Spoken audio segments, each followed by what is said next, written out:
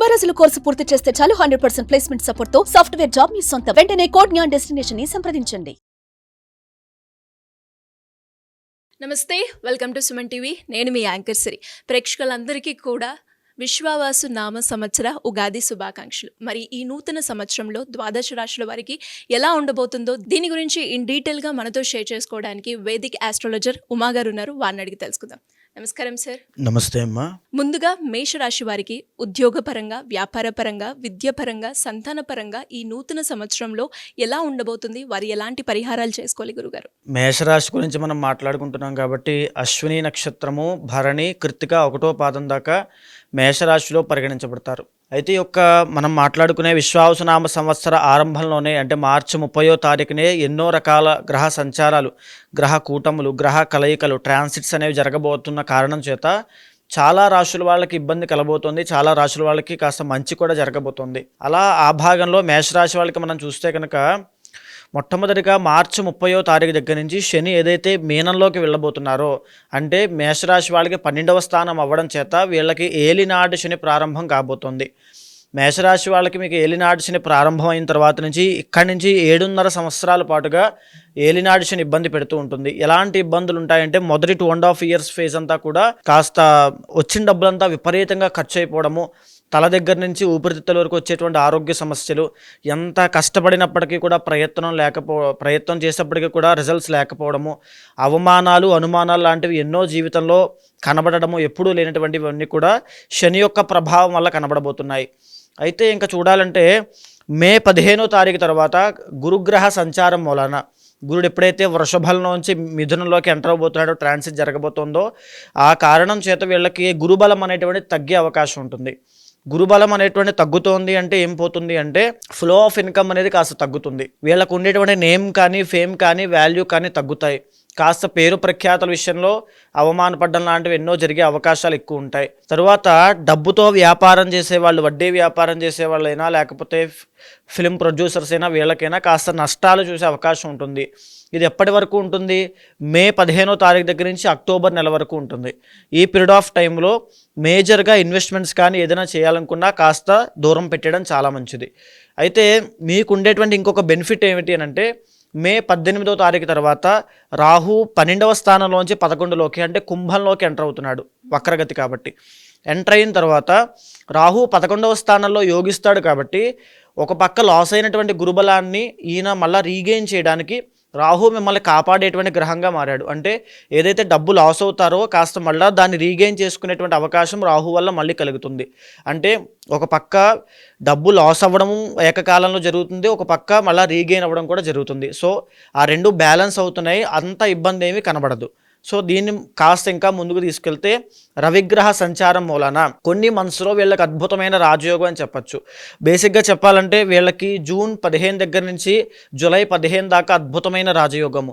ఎలాగనంటే ఎవరైనా ప్రభుత్వ ఉద్యోగం కోసం ప్రయత్నం చేస్తున్నా, బంగారం వ్యాపారం చేస్తున్నా, మెడికల్ షాప్స్లో ఉన్నా, మెడికల్ ఫీల్డ్లో ఉన్నా వీళ్ళందరికీ కూడా అద్భుతమైన ప్రమోషన్స్ ఉంటాయి. మంచి రాజయోగం అని చెప్పచ్చు. పదవీ యోగం, రాజకీయ నాయకులు కూడా పదవీ యోగాలు, మంచి ప్రశంసలు, అభినందనలు, వాళ్ళు ప్రమోట్ అవ్వడం, ఎలివేట్ అవ్వడం లాంటివి జరిగే అవకాశాలు ఉంటాయి. మళ్ళా ఇలాంటి యోగమే సెప్టెంబర్ 15 దగ్గర నుంచి అక్టోబర్ 15 దాకా కూడా మళ్ళీ కంటిన్యూ అవుతుంది.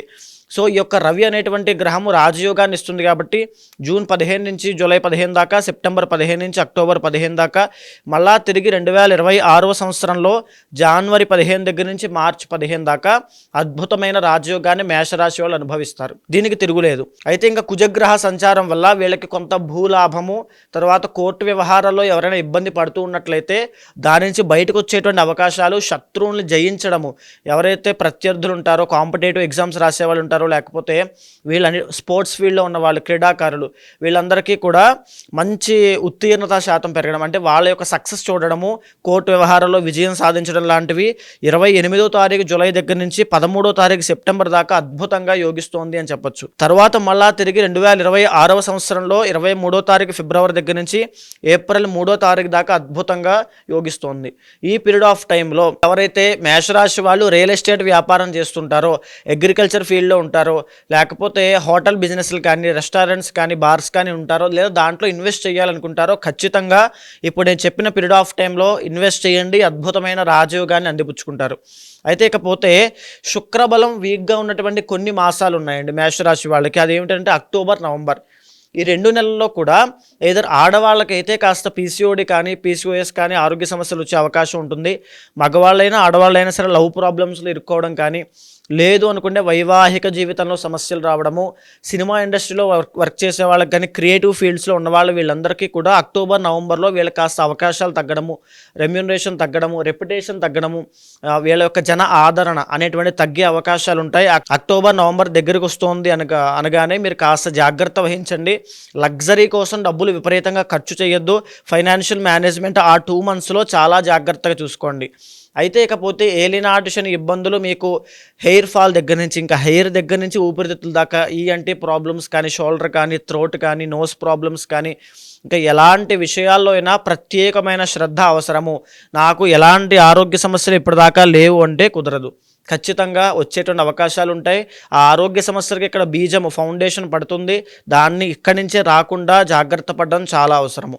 ఇకపోతే షష్టగ్రహ కూటమి మార్చి 30వ తారీఖు ఏదైతే విశ్వావసునామ సంవత్సర ప్రధానమైన మొదటి రోజులోనే షష్టగ్రహ కూటమి 12వ స్థానంలో పట్టడం చేత విదేశీ యోగాలు, ఎవరైనా విదేశాల్లో ఉంటున్న వాళ్ళైతే వాళ్ళకి ఉద్యోగం విషయంలో ఇబ్బందులు వచ్చే అవకాశం ఉంటుంది.